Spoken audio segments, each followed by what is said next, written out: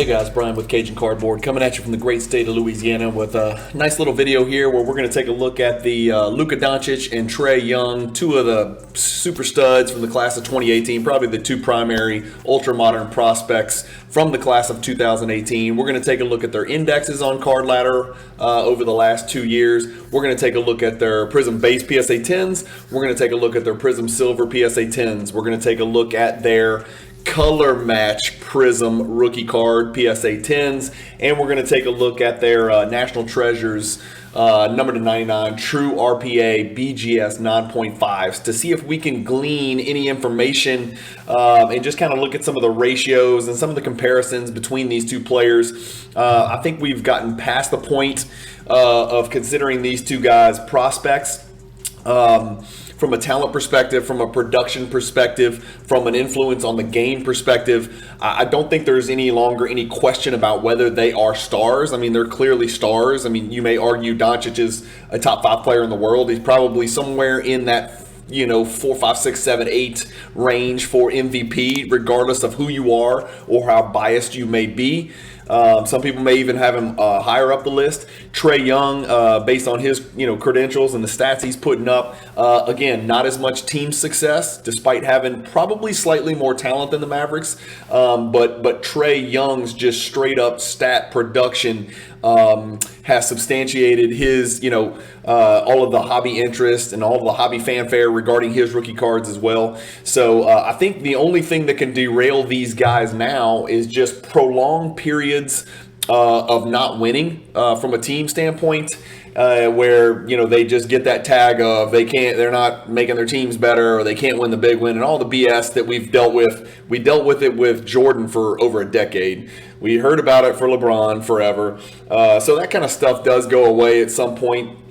That's really important to keep in mind as a prospector, as someone who invests in sports cards, especially ultra modern sports cards.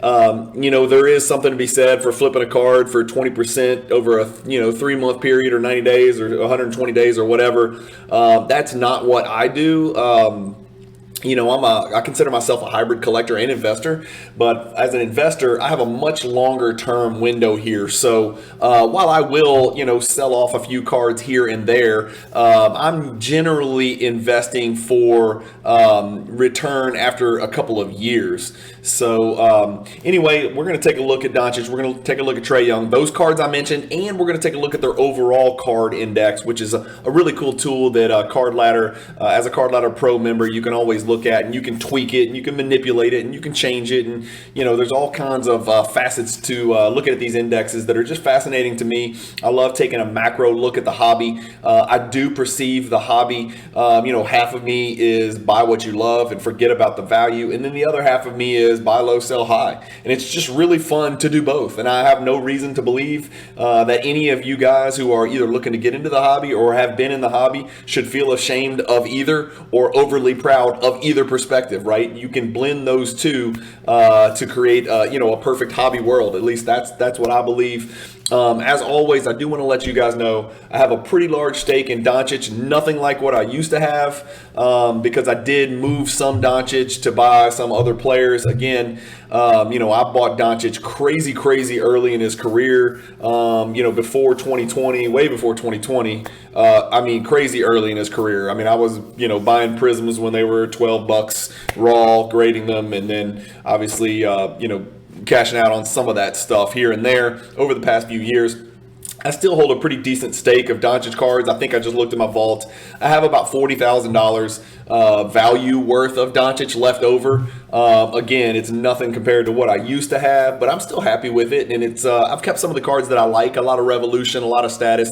What I'm getting at is I've got a ton of Doncic, and I own one Trae Young card that's worth about $30. So keep that in mind when we make these comparisons. I try to be as objective as possible. I'll be the first one to tell you Trae Young has vastly exceeded all of my expectations of what he could do. I worried about his size. I worry about his inability to finish above the rim. Again, a lot of his success I would attribute to the way the game is played now, with the pace and space nature of it and the small ball. He has become an absolute master manipulator maestro of the pick and roll game with John Collins and Capella and some other guys like that. So again, the Hawks took a little bit of a nosedive this year, but let's not waste any more time. I'm biased towards Doncic. I still think Trae Young's a great player. Again, I don't need to hype Doncic cards because they're plummeting, as we're about to look at. Not all, but some. So first thing I did is I went into CardLadder. I went down here into the compare tool that you can see over here on the left side of your screen. I clicked that. Then I went up here and clicked this right here, as you can see, indexes. And then I plugged in Trae and I plugged in Luka. And so you'll see we have the Trae Young and the Luka Doncic index. It gives you how many cards have sold in the last 24 hours? Not really all that helpful to me. What the dollar volume sale of the last 24 hours? Doesn't really do much for me either. What does matter is the number of cards for each player that are included in their respective indexes. So CardLadder has 684. I don't want to say different cards because they're not different cards. And again, I apologize. My neck is so red. I need to do something with the camera. I've been watching kids soccer for weekend after weekend after weekend. So the number of cards that are included in their index is not truly distinct and unique cards. It could be, if there's a base Prism PSA 10, 9, 8, and 7, that's considered 4 cards, 4 different data points. But you can see there's 684 data points for Luka Doncic. There's only 220 for Trae Young, but 220 is a pretty dang big number. Certainly it is sufficiently large enough to include not only the very high-end stuff, but also the low-end stuff as well. So it's still a really good sample size, compared to a lot of other ultra-modern players, ultra-modern prospects that are in the CardLadder indexes. And the index change just shows you how much the index has gone up. I don't like to use these gross numbers. I care more about the percentage change, right? Which gives you an idea of how much the amalgamation of all of their cards included in the index, how much these 684 cards have changed over the course of the last 2 years, starting with a data point over here all the way back in April 12th, 2020. So as you can see on your screen, over the last 2 years, the Doncic index overall has gone up 384%. The Trae Young index has gone up 372%. Honestly, fellas, that surprised me. I suspected and I expected that the Doncic index would have gone up significantly more, but it looks like Trae has kept pace, and I think a lot of that is going to have to do with just how far the Doncic index has come back down in recent months, in the last 6 months, last 4 or 5 months. As you can see, this Doncic index, and we're going to go look here. So there's 2 years, right? And so they've both gone up just a monstrous, massive amount, as we all would have expected, because this predated The Last Dance. It predated COVID, or it's right on the COVID date. It predated the hobby boom, the couple of hobby booms that we had, the bubble boom that we had.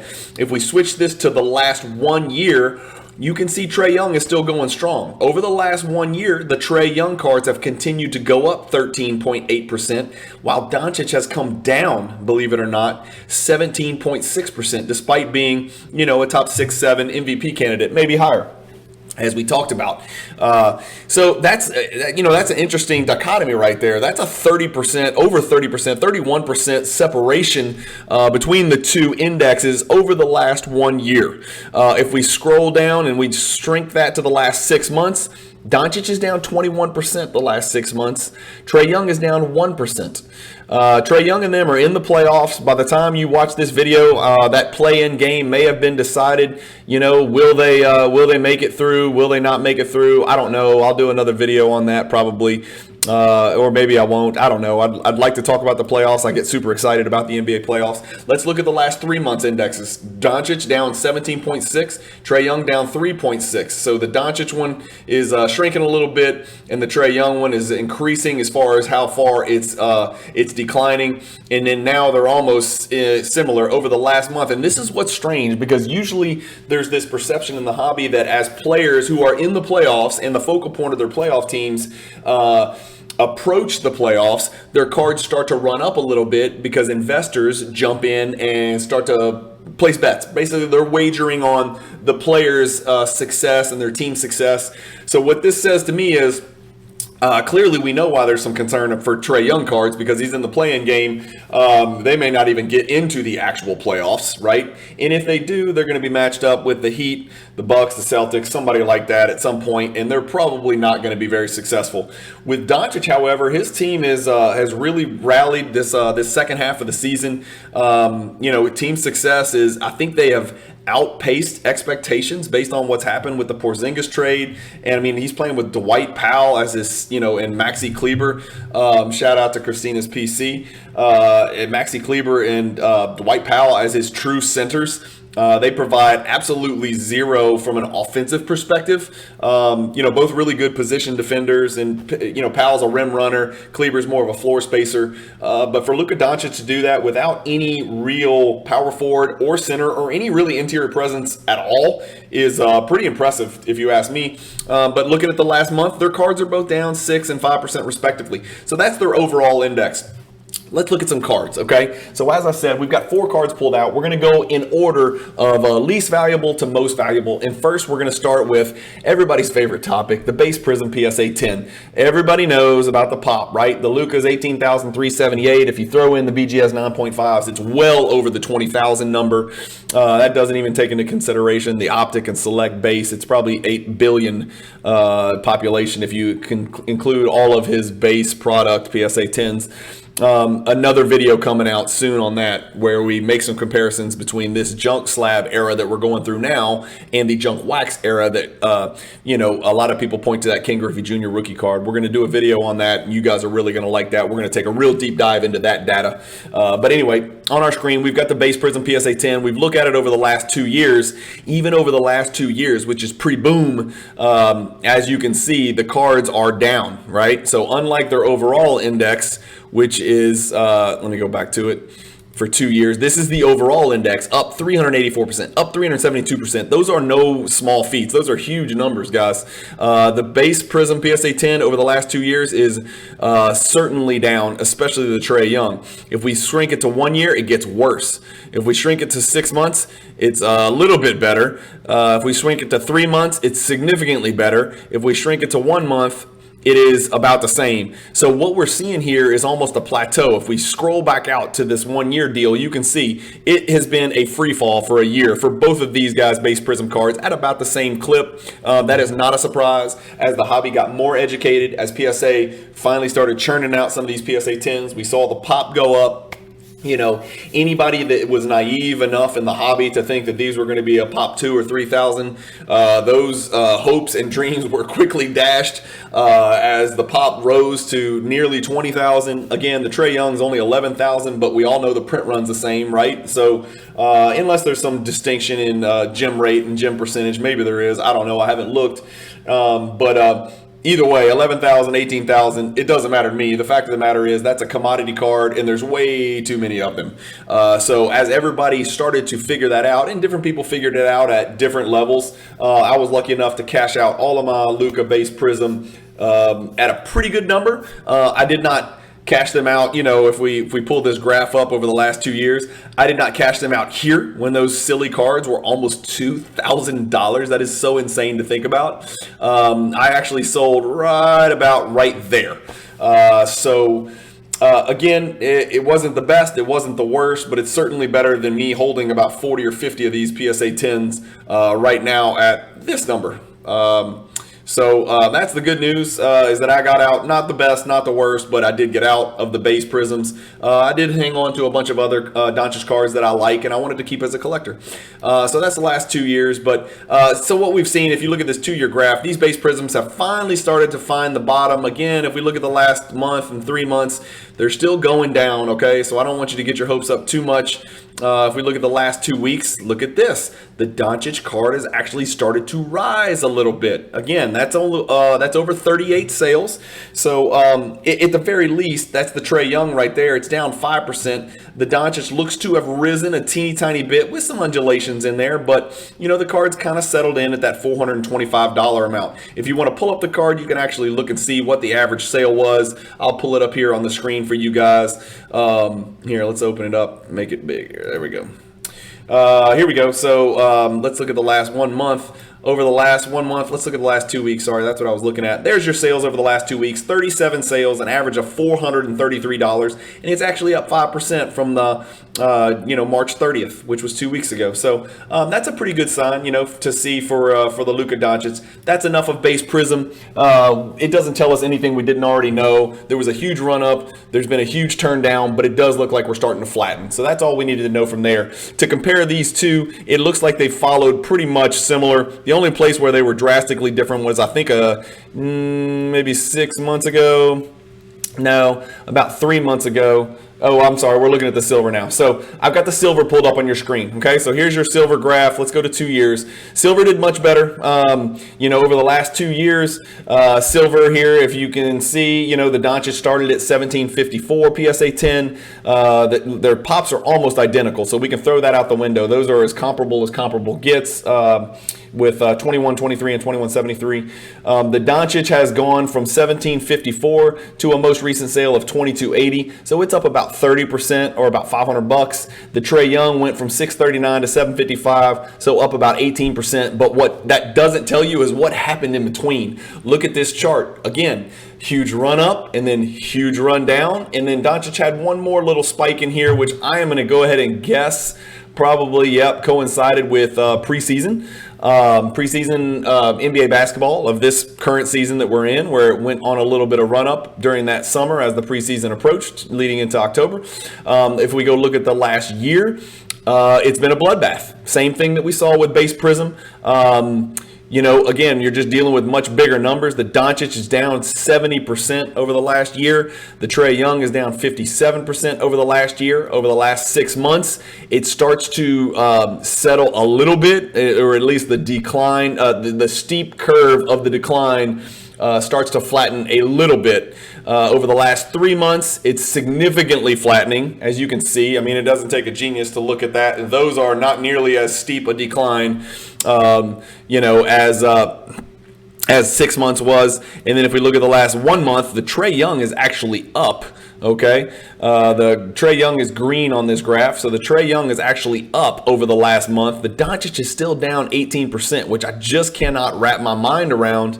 And then over the last 2 weeks, Doncic is still down 17%. So Doncic continues to fall. I'm not saying go out there and buy a bunch of Doncic base, silver Prism PSA 10s, because they're still pop 2123. As I've said on many videos before, silver is the new base. What we thought base Prism was going to be, that commodity, that flagship, that really interchangeable, almost like stock certificate, stock market type card, where you could buy 3 or 4 and have that be, your investment in the player. That used to be base Prism. Now base Prism is so overpopulated that it's turned to silver. So silver is kind of that chip that people like to trade, like they were trading the base Prisms, before the big explosion in population. So what's really interesting is over the last 2 weeks, Doncic's silver is down 17% and Trae Young's is pretty much flat. That doesn't make sense to me. I would certainly presume that Doncic is going to be, an all-NBA first-team player, maybe a second-team player. I haven't done that video yet, but we'll take a close look at it. Trae Young is probably going to make the third team, if I had to guess, just due to his team's lack of success. He's probably going to get punished, but you're not going to be able to keep him off all 3 teams. He's got to be on one of those teams, if I had to guess. Again, I haven't looked really closely at that, but we will do a video, or I will do a video on that. I'll get my minions, my Cajun minions, to put some data together so I can shoot you guys a video on first, second, and third team All-NBA. Anyway, just another interesting look here. This is the silver, right? And so the Doncic silver has not stopped declining. The Trae Young seems to have hit the bottom. Let's look at their color match, okay? So not silvers, but color match. So this became a big thing in the hobby somewhere around 2019. Maybe somebody was on to this before, but from what I recall, color match, where the border of the card and the color on the card matches the player's uniform jersey color, that became a really big deal. as far as I can recall, probably somewhere in the year 2019. And then as more hobby influencers, spewed that information, it just became, more. At first, we were like, what is color match? Man, forget that. I don't give a damn about it, whether it's, I would much rather the blue 199 than a red 299 of Trae Young. Not so much the case now. I mean, color match really does matter, and sometimes it even trumps the how high the serial number is. So a higher serial numbered, more populous card in a color match could be more valuable than a lower serial numbered, more rare card of the same player, which is a really interesting caveat of the hobby. For those of you who aren't familiar with it, do some research. Color match is here, and it's here to stay, it looks like. So we've got Doncic's color match blue pulled up with Trae's color match red. We're going to compare percentages here. Obviously, the Doncic cards are worth more than Trae, and certainly the Doncic blue is going to be worth significantly more than the Trae red because it's, a 200 card versus a 300 card, so there's much fewer of them. As you can see, the population of the Doncic is pop 35. The population of the Trae is exactly 3x, 115. But if we look at this card over the last 2 years, what I wanted to look at is I wanted to compare the growth of this card over the last 2 years with the silver. So the silver Doncic PSA 10 is up 30% over the last 2 years. And if you need any more evidence that color match became a thing in the hobby and a highly sought after card in the hobby, look at the difference.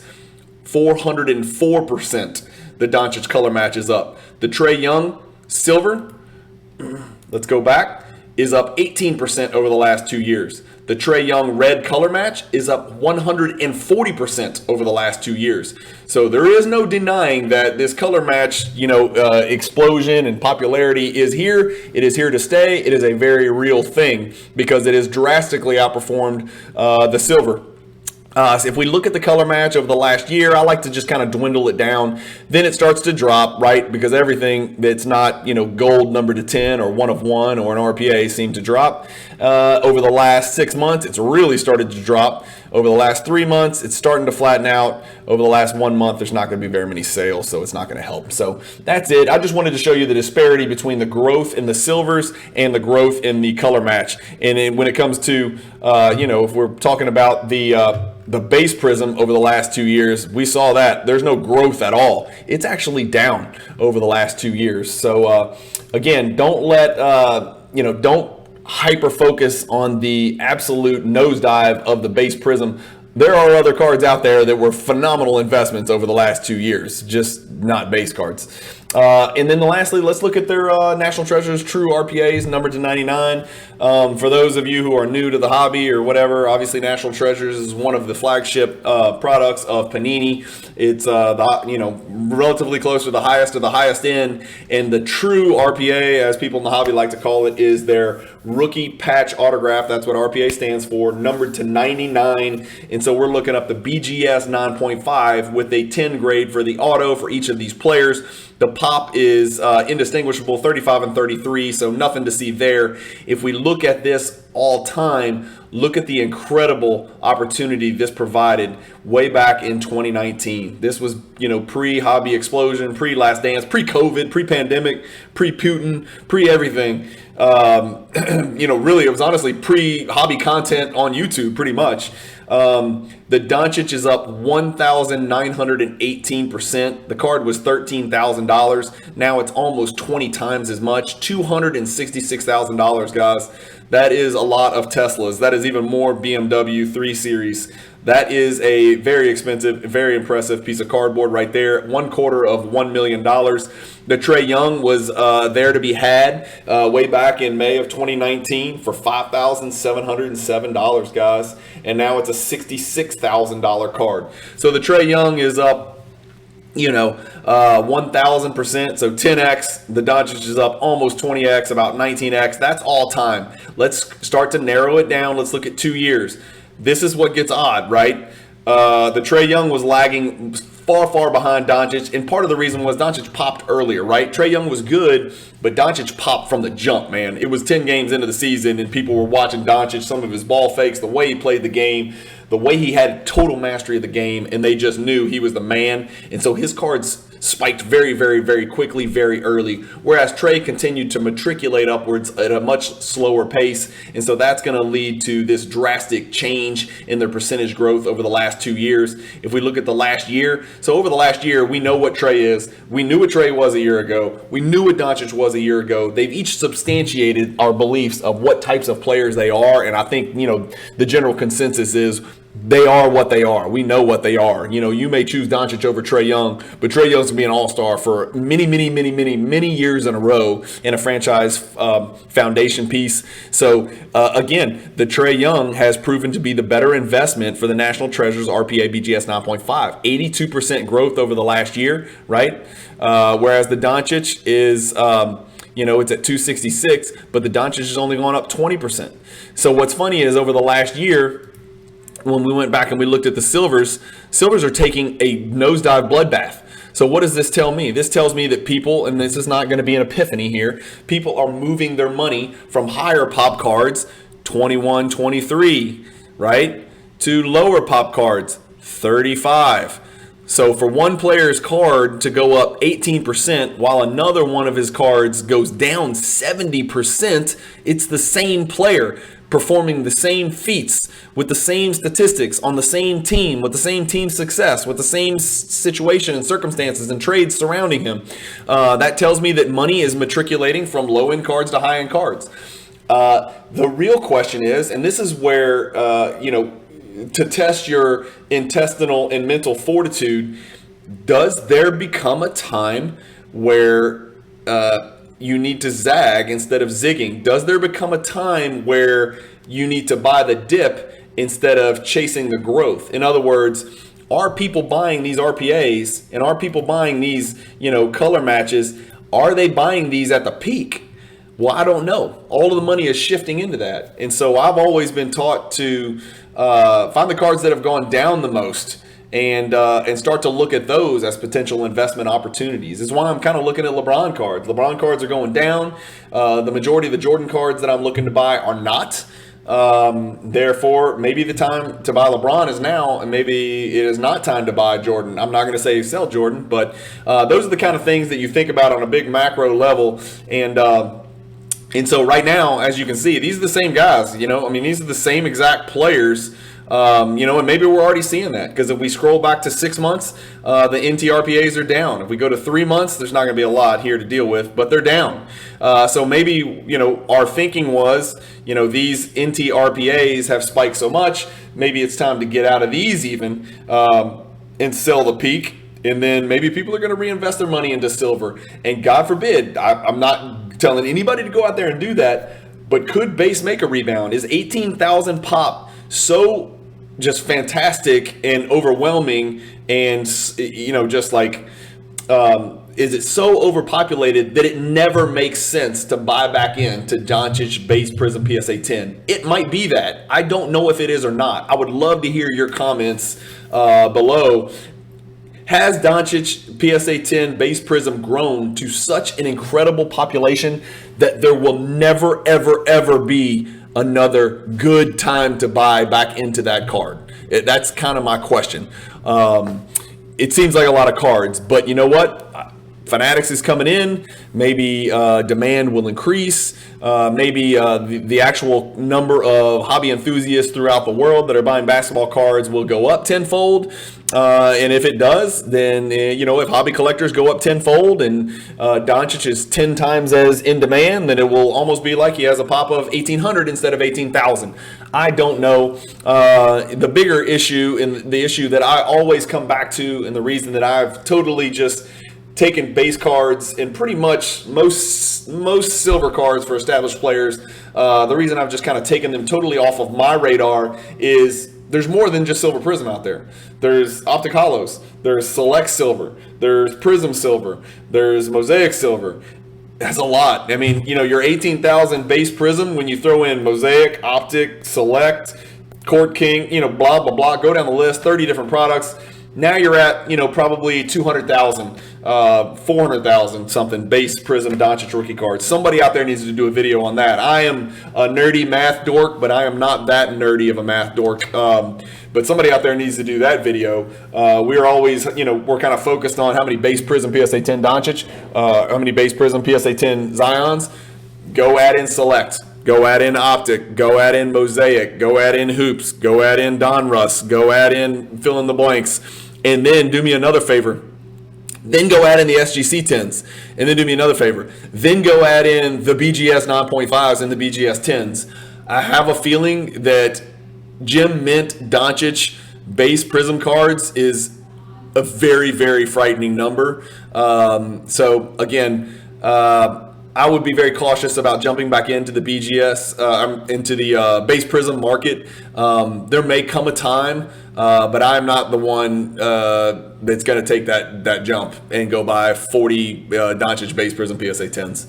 I may buy 40 Bagley PSA 10 base Prisms at $12 each and hope they go to 40. But I'm not buying the Doncic. I'm just not. And I'm not buying the Trae Young. And I'm not buying the Donovan Mitchell. And I'm not buying the Tatum, even though those were earlier years. The first year where I actually would even consider making an investment into base Prism PSA 10s would be 2016. That is the last year that I would consider. I would not even consider jumping into Fox, Tatum, Mitchell, any of those guys from 2017. I would stick strictly to 2016 because the base Prism PSA 10 population of 2016 cards, which I just did a video, if you missed it, go catch it, is significantly different than 2017, which is different than 2018, which is different than 2019, et cetera, and the beat goes on. Panini is producing too many cards and too many different products and too many different parallels. So anyway, that's what this video shows me. It just resubstantiates what all of us already knew. Money in the hobby, I'm not necessarily sure that money is leaving the hobby. I think that was a concern at first. I just think money is being shifted from low end into high end, and it's causing a double-edged sword. It's causing there's a dual threat here. By everybody running to sell their low end stuff, it's depressing the price of the low end stuff, and all of those people are running to buy the super rare SSP high end stuff, and it's causing an unnatural, inorganic inflation of the high end stuff. So the low end stuff and the high end stuff, it seems to me, are stretching apart, sort of like the upper class and the lower class, but the middle class doesn't exist anymore. They're just being pulled apart, where nobody even wants Silver Prism, as we can see from our graphs, which used to be considered a high-end card. I mean, hell, that Doncic Silver Prism PSA 10 almost hit $10,000 at one point. So anyway, let me know what you guys think. It's just an interesting look. I mean, I chose these two guys because these two cards and these two players and this 2018 Prism set is historic and nostalgic, and it marks the true extreme population growth, but also growth in demand of the hobby from that year 2020 when everybody was jumping onto these 2018 and 2019 cards. But anyway, thank you guys for watching. Hopefully y'all can glean some information out of this. Go become a CardLadder Pro member. I don't get paid by these guys or whatever, and I don't have a link or any of that, but go check it out. It's worth it because looking at these indexes is really fun, and it gives me a ton of content where I can get on here and just ramble and just pull little bits and pieces and facts and make presuppositions about macro type movements of cards and player indexes. It's really fun to talk about. So let me know what you think. Thank you for watching the video. Hit the like button. I never ask people to do that. Apparently that matters to YouTube and it helps me with the algorithm, whatever that means. But hit the subscribe button, hit the like button, hit the bell icon if you want to get notifications of future videos that I release. I'm releasing a pretty good number of videos each week, and I'm pretty consistent. So again, it's not all ultra modern investing stuff. You're going to get a lot of Jordan stuff from me. You're going to get a lot of 90s stuff from me. You're going to get a lot of PWCC auction recaps and previews from me. But anyway, thank you guys for watching. Keep collecting, stay positive in the hobby, and peace.